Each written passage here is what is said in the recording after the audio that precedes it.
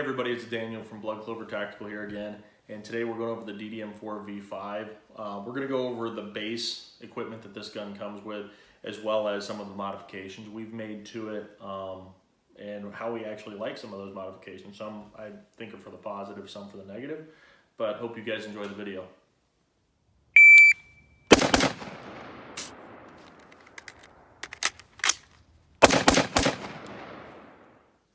Alright, so the Daniel Defense DDM4V5 comes with the standard Daniel Defense buttstock and the pistol grip, as well as the Daniel Defense barrel and their flash suppressor. The one thing it did come with that I don't currently have out for the video, I have to dig through my foregrips and find it. It comes with the Daniel Defense foregrip. It's a straight up and down foregrip. It's got the same texturing as the buttstock and the pistol grip. Not a huge fan of that, honestly. This particular one is Cerakoted in the Tornado, I believe is what Daniel Defense calls it. It's kind of like a gray blue color.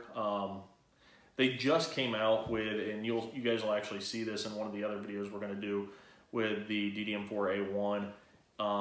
Their other gray color, they call it Woodlands. It's more of like a gray green. This is more of a gray blue. Kind of a cool color. I just had one of my Glocks Cerakoted in a similar color, so it'll be kind of a cool matchup there. But this rifle comes with the standard Daniel Defense trigger. Not a huge fan. I change out all my triggers in my ARs to Geissele's primarily. This one does not have a Geissele. We'll be going over that one later. But the barrel in this one, awesome. I've run about 15,000 rounds to it. Like I said earlier, it is held up like a champion. It heats up slower than a lot of other ARs that I've fired, and it cools down faster. Very, very accurate. I have no complaints. I don't think anyone really does about Daniel Defense barrels. So the bolt carrier group, obviously, is standard bolt carrier group from Daniel Defense. It's a great bolt carrier group. Never have a problem with it. I don't think a whole lot of people have any complaints about Daniel Defense. I think the biggest complaint I've ever heard is the price, but honestly, it's worth the money in my opinion.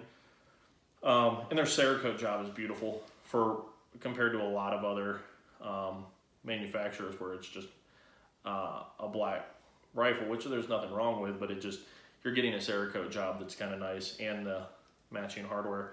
A lot of guys obviously change these out. I think one of the comments on our first video was everyone hates that buttstock, and that's fine. I think that a lot of people do. I don't mind it, but then again, if I were to go back overseas or something, I'd probably switch it out to something where I can run a band on it. So that is the base equipment that this comes with.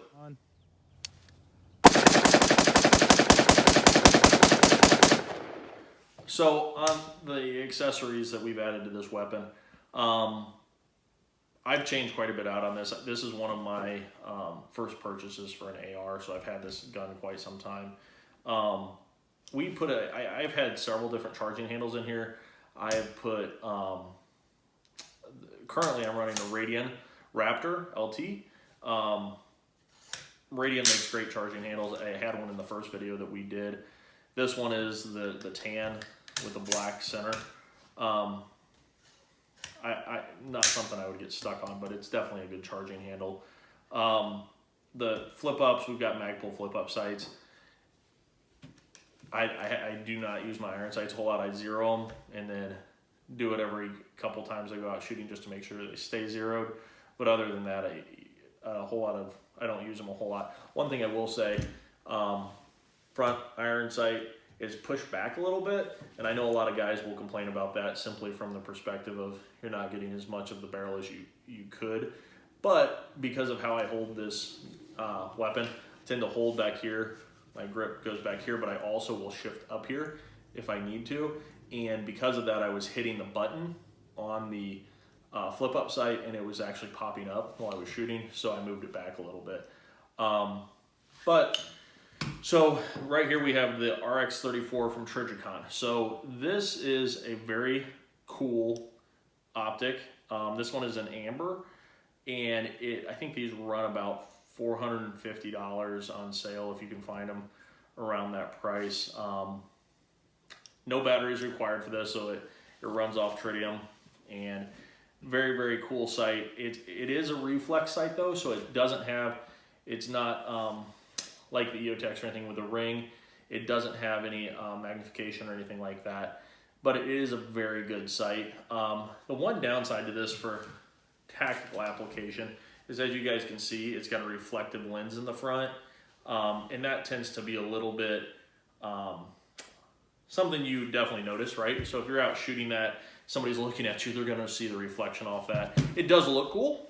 It also has a blue tint to it when you're shooting, which tends to, I don't know if that bugs people. It's very easy to shoot though because of the large size of the optic. It's very easy to shoot with both eyes open. So moving on from there, we have a bad lever. So a lot of people love or hate this, right? This is an accessory that some people hate, some people love it. I am back and forth. I have some guns that don't have it, some that do. This particular gun was one of my first ones, and I've left it on there from the very beginning. I do think it makes me a little bit faster. It's not a ton. I don't know, I can't say that it doesn't teach me bad lessons, but it definitely is something that I've used pretty regularly. So as for the trigger, so you guys, I think I've mentioned before, I'm a big fan of Geisley, but this is a LaRue MBT trigger. I think you can get these for right around $100.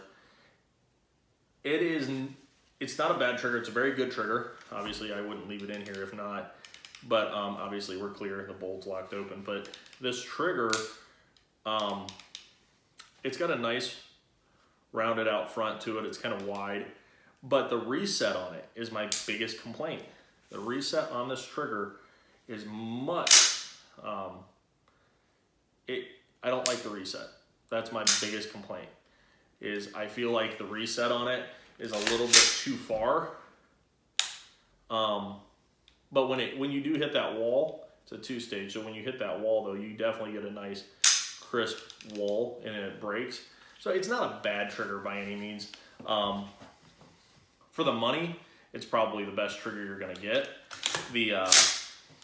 But it isn't a Geisley, so that is something to keep in mind. It is a good trigger to try out, though. I have a couple of them downstairs that I can drop into rifles as needed. So that's obviously something to keep in mind. Today, the sling that I ran today, so I've been running this, just trying it out for several weeks, the D3 from Haley Strategic. So sometimes I love and sometimes I hate this sling. It can be hard to maneuver compared to some of the other slings that I've used. Even ones like the Magpul, where it's more easily adjusted. Now, obviously, I've seen Travis Haley's video on how you should appropriately use the sling and how it should fit and things like that. I've had some issues getting over like a kit and things like that. I do like the fact that it can be switched back and forth. So something that is very cool is you can actually take the front off and move it to a single point. So now this would go around your body. I highly suggest you guys watch it. I may even put the link to it below. But it's a very cool, it's a double to single point sling. There are better slings out there in my opinion, but this is a very good sling and it is definitely worth the money. It's fully adjustable. It's got a nice padded. It's definitely durable. With all the time I've used this thing, it looks brand new. It's not perfect, right? But it's not meant to be perfect. So it's definitely worth looking at. Once again, this one still has the pistol grip from Daniel Defense. This one's worn in quite a bit. I still like the Magpul or some other, the grip where it's a little more straight up and down, but I've left all my Daniel Defenses with the Daniel Defense pistol grip on them.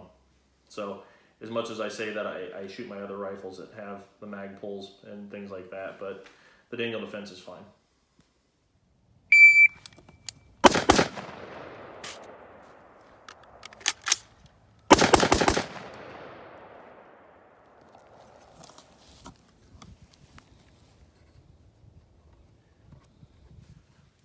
All right, so moving on to the front of the rail system in the front, we have a Magpul angled foregrip.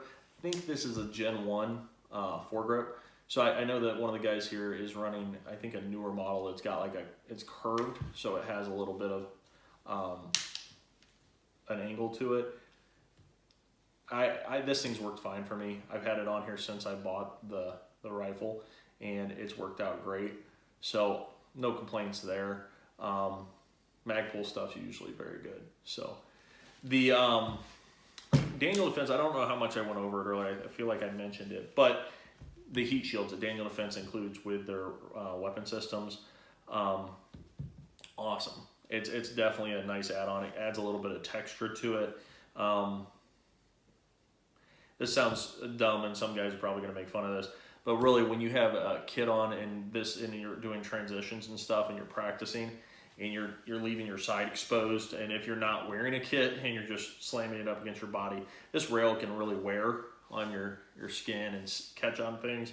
So these heat shields, on top of being kind of a heat protectant, are also great to kind of make it a little bit more fluid, and it slides a little bit better along your clothing and things like that. So the Streamlight, so I believe this is a ProTac is what they call it. Yeah.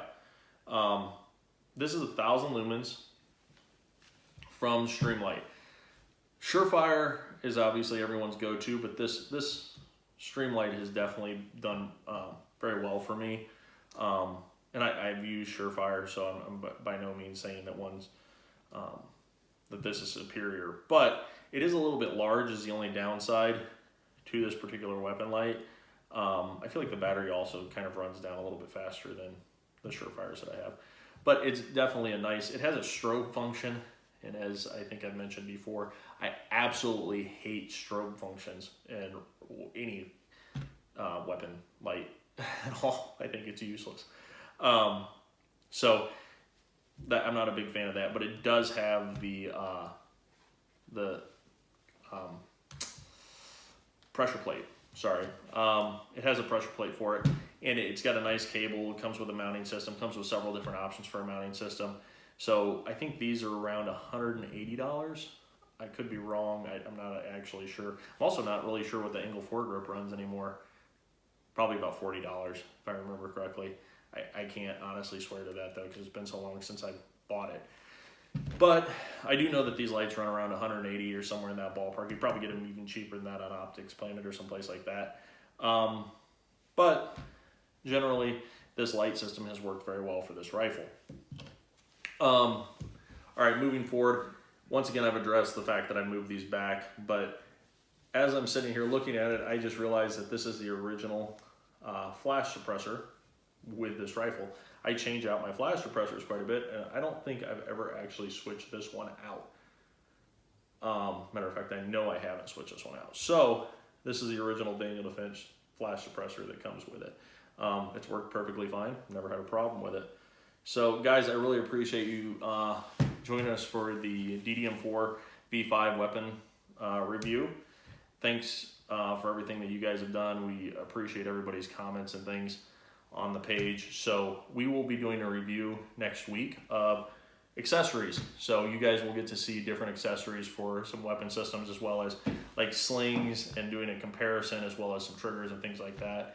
So we'll be doing all kinds of fun stuff like that here in the next few weeks. So thank you for joining, and I hope you all stay safe.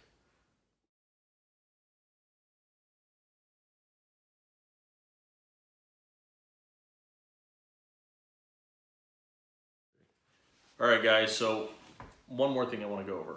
The Haley Strategic D3 Sling. We had an issue. We were out running this. I was out doing transitions, running from target to target. I don't know if we have the video of it. If we do, I will probably try to delete it before someone can post it online.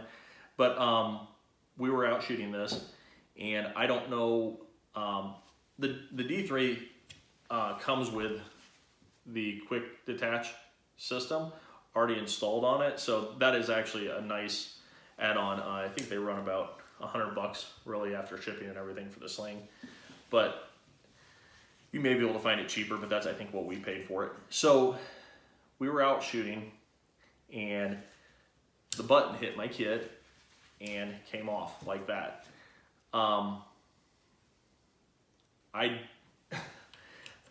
So the barrel got buried. It was wet out when we were shooting, and it literally filled the barrel so full of dirt that it was like, it was up to here.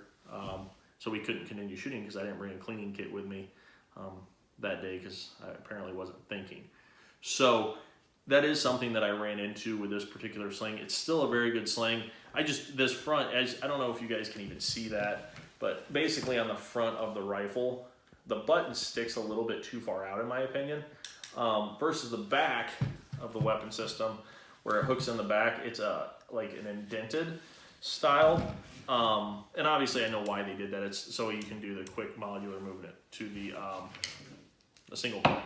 But in my opinion, it sticks out a little bit too far, and it caused it to come detached and drop. So that's my only thing I want to point out about this sling. We'll be going over that again. You'll probably hear this story again next week. But that was I was less than pleased. So we actually ended up doing 2 days of filming with this rifle, as you guys can probably tell from the videos, because this thing ended up filled with dirt due to that coming detached and just dropping straight to the ground as I was transitioning to my pistol. So, all right, guys, stay safe.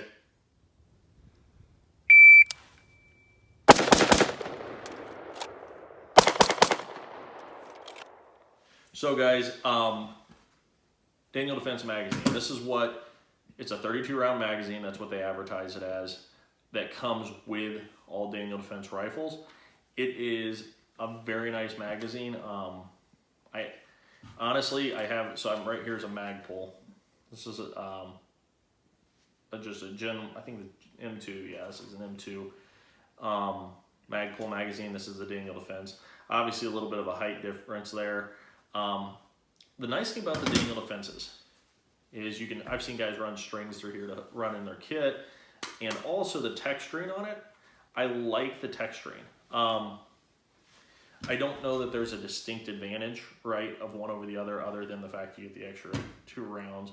I only run 29 rounds in my PMags because I've had issues with them feeding when I run a full 32 in there, or a full 30 in there, I'm sorry.